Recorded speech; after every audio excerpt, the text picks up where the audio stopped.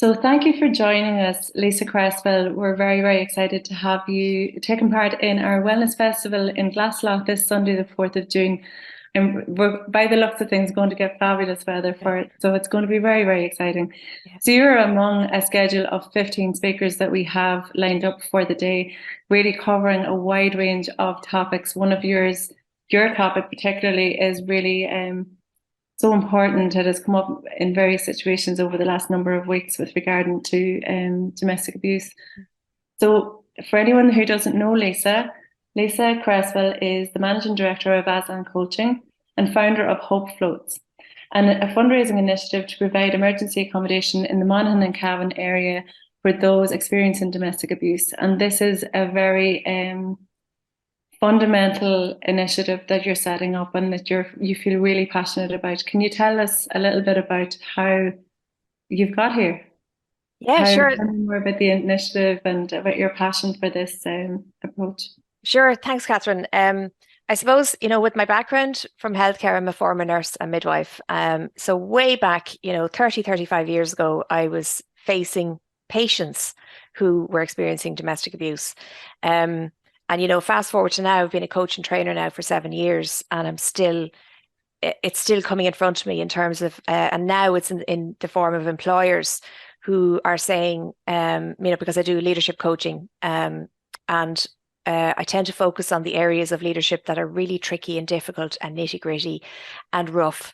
Leadership is not easy, and leaders face awful challenges every day, real life challenges, that often aren't spoken about in books and articles and YouTube and magazines, journals.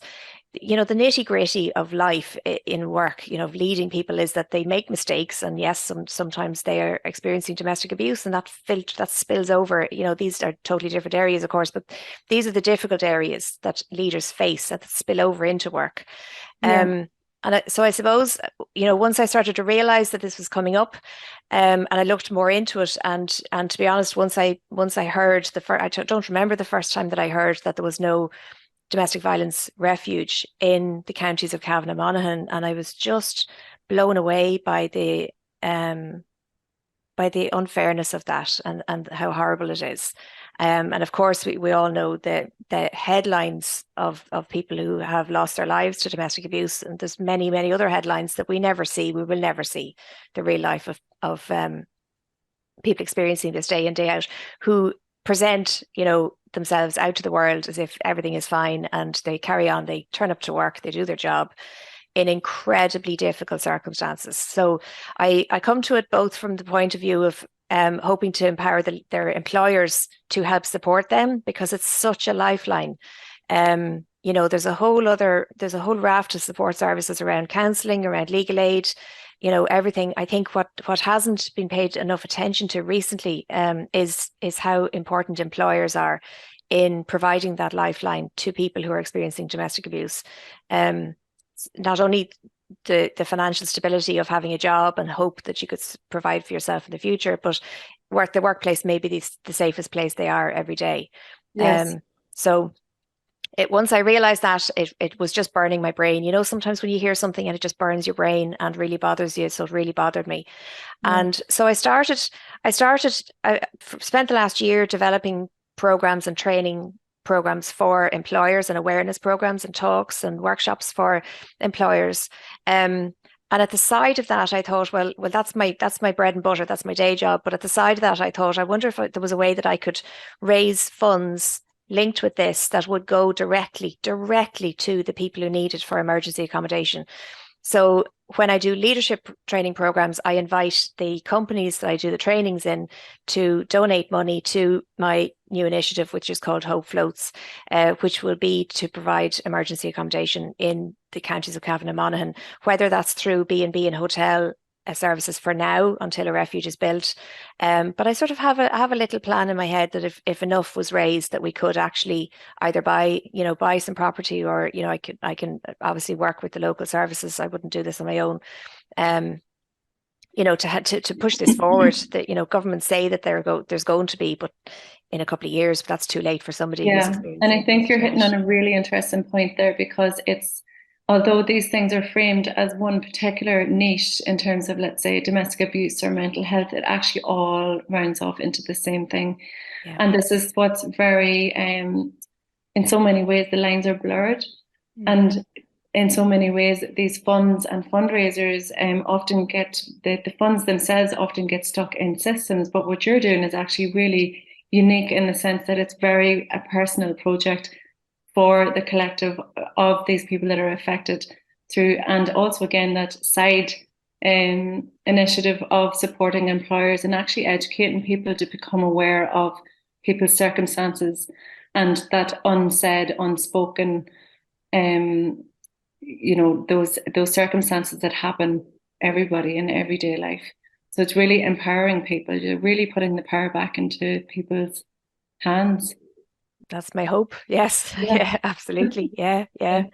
No, it's a wonderful initiative.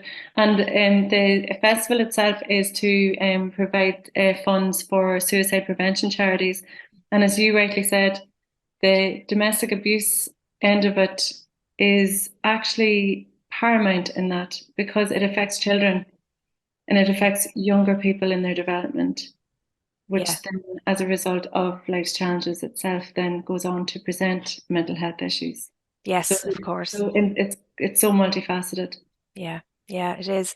And it's something I'm aware of in terms of the festival and my talk at the festival. This is a difficult topic. Yeah. It's a difficult topic for people to talk about, which is why it lives in silence. And I'm aware of that. And I suppose anybody who comes to my talk will be minded, will be very careful at the very beginning, to say, look, this is a tricky, difficult subject, really delighted that you've come, whoever has come to sit and listen, to be good to themselves, that this is a really difficult subject to listen to talk about, to realize that the prevalence of it. The prevalence is just astonishing. It's 1 in 3 women and 1 in 7 men. It's just astonishing. There's the same statistics as we talk about in terms of cancer. 1 in 3 of us will get cancer in our lives. It's the same statistics, but it's spoken about so much less. It's just never on the radar. So I will be really grateful for the bravery and courage of everyone who comes into my talk, because the rest of the festival, I know that it's around suicide awareness, but it's a very hopeful festival. I know all the talks, and mine is hopeful, by the way. So that's why the title of my talk is "Hope Always Floats." So it isn't, there's awareness and statistics and insights. But what I want people to walk away with is the knowledge, the absolute knowledge that hope always floats, that there is always hope, that there are always lots of different things that a person can do if they're in this situation, but lots of things that we all can do as a society to support these people and help them on their journey. It's a journey to safety and autonomy. It's a long journey, and all of us have a role to play in that. So Hope Always Floats is the title. Yeah, that's wonderful. And it's so aptly named as well, because we should never really underestimate the small impacts of conversation and of opening these really gritty, really uncomfortable discussions and uncomfortable talks.